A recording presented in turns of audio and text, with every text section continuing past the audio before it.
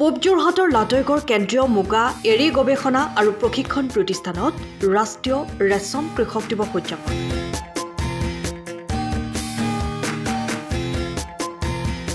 কৃষক দিৱসৰ দিনাই ৰেচম কৃষকসকলক সম্বৰ্ধনা জনাই উৎসাহিত কৰাৰ প্ৰয়াস। ভাৰতৰ প্ৰাক্তন প্ৰধানমন্ত্ৰী কৃষক নেতা তথা ভাৰতৰত্ন চৌধুৰী চৰণ সিঙৰ জন্মবাৰ্ষিকী 23 ডিচেম্বৰ দিনটো সমগ্ৰ দেশতে ৰাষ্ট্ৰীয় কৃষক দিৱস হিচাপে উদযাপন কৰি অহা হৈছে। সেই অনুসৰিয়ে সমগ্ৰ দেশৰ লগতে যোৰহাট জিলাৰ লাটৈগড়স্থিত কেন্দ্ৰীয় মুগা এৰী গৱেষণা আৰু প্ৰশিক্ষণ প্ৰতিষ্ঠানত ৰাষ্ট্ৰীয় ৰেচম কৃষক দিৱস উদযাপন কৰা হয়। উল্লেখযোগ্য যে এই বিশেষ দিনটো ৰাজ্যৰ বিভিন্ন প্ৰান্তৰ প্ৰায় ৮০ গৰাকী কৃষকক সম্বৰ্ধনা জনোৱাৰ লগতে মুগা আৰু এৰী ৰেচম খণ্ডত আধুনিক প্ৰযুক্তিৰ প্ৰচাৰ কৃষক বিজ্ঞানীৰ পাৰস্পৰিক সম্পৰ্ক সহজ কৰাৰ বাবে এই বিশেষ কাৰ্যসূচী ৰখা হয়।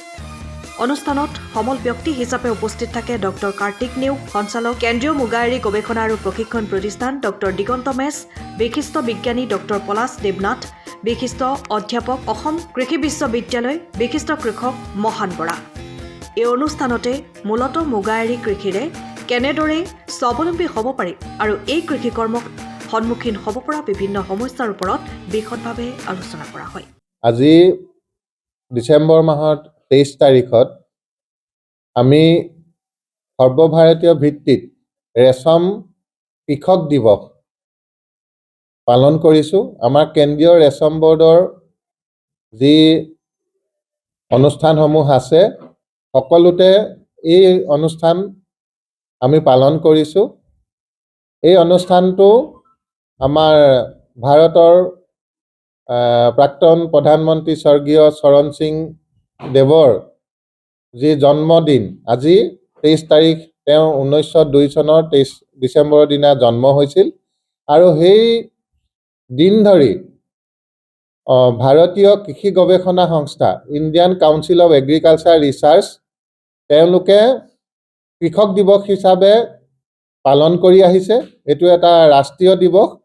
এই উপলক্ষে আমাকো এই কৃষক, যিহেতু আমাৰ ৰেচমো এবিধ এক প্ৰকাৰৰ খেতিয়েই, গতিকে আমাৰ ৰেচম কৃষকসকলক আমি মাতি আনি ইয়াত তেওঁলোকক বিশেষভাৱে আজি সন্মান জনোৱা হ'ব আৰু আমাৰ এই কৃষকসকলে যাতে আমাৰ মেৰুদণ্ড স্বৰূপে কৃষকসকলে যাতে আমাৰ ৰেচম শিল্পকো এক উচ্চ পৰ্যায়লৈ লৈ গৈ আমাৰ ভাৰতবৰ্ষৰ যি লক্ষ্য 2047 চনত পৃথিৱীৰ ভিতৰত 1 নম্বৰ স্থান ল'বলৈ আমি আগবাঢ়িছোঁ, যাতে সকলোৱে আমি লগ লাগি আমাৰ এই কৃষকসকলৰ সৈতে লগ লাগি আমি সকলোৱে ভাৰতবৰ্ষৰ ৰেচম উৎপাদন 1 লাখ মেট্ৰিক টনতকৈ বেছি কৰি আমি আমাৰ প্ৰতিদ্বন্দ্বী চীনক পৰাজিত কৰিব পাৰোঁ। আমি আৰু পৃথিৱীৰ ভিতৰতে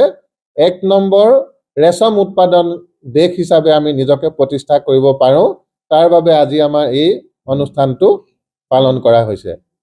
ৰেচম কৃষক দিৱসত মই উপস্থিত থাকিব পাই নথৈ আনন্দিত হৈছোঁ। ইয়াত যিসকল আমাৰ কৃষক বন্ধু আছে, ৰেচম শিল্পৰ যিসকল ব্যক্তি আছে, সকলোকে মই সাদৰ সম্ভাষণ জনাইছোঁ।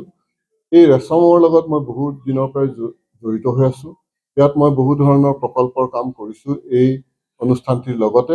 গতিকে আজি এই যিটো কৃষক দিৱস পাতিছে, তাত আমাৰ ডিৰেক্টৰ মহোদয়ৰ অনুৰোধ ক্ৰমে মই আজি ইয়ালৈ আহিছোঁ আৰু এই অনুষ্ঠানটোত মই থাকিবলৈ পাই নথৈ সুখী হৈছোঁ। ইয়াৰ লগতে অসম চৰকাৰৰ এটা মোৰ প্ৰকল্প আছে। এই প্ৰকল্পৰ জৰিয়তেও আজি মই কৃষকসকলক কিছু মুগাৰ হোষ্ট প্লেন, চোম আৰু চোৱালৰ পুলি আজি মই তেখেতসকলক দিম, ডিষ্ট্ৰিবিউট কৰিম। এইখিনি কথা কৈয়ে মই আজি কৃষকসকলক আন্তৰিক ধন্যবাদ জনাইছোঁ। এই মেলালৈ আপোনালোক ইমান দূৰৰ পৰা আহিছে, আশা কৰোঁ আপোনালোকৰ এই আজি মেলাখনৰ পৰা আপোনালোক উপকৃত হ'ব। টিয়কৰ পৰা বিৰাজ Bora report, time of Assam. সময়ৰ খবৰ সময়ত পাবলৈ ফ'ল' কৰক টাইম অফ আছাম।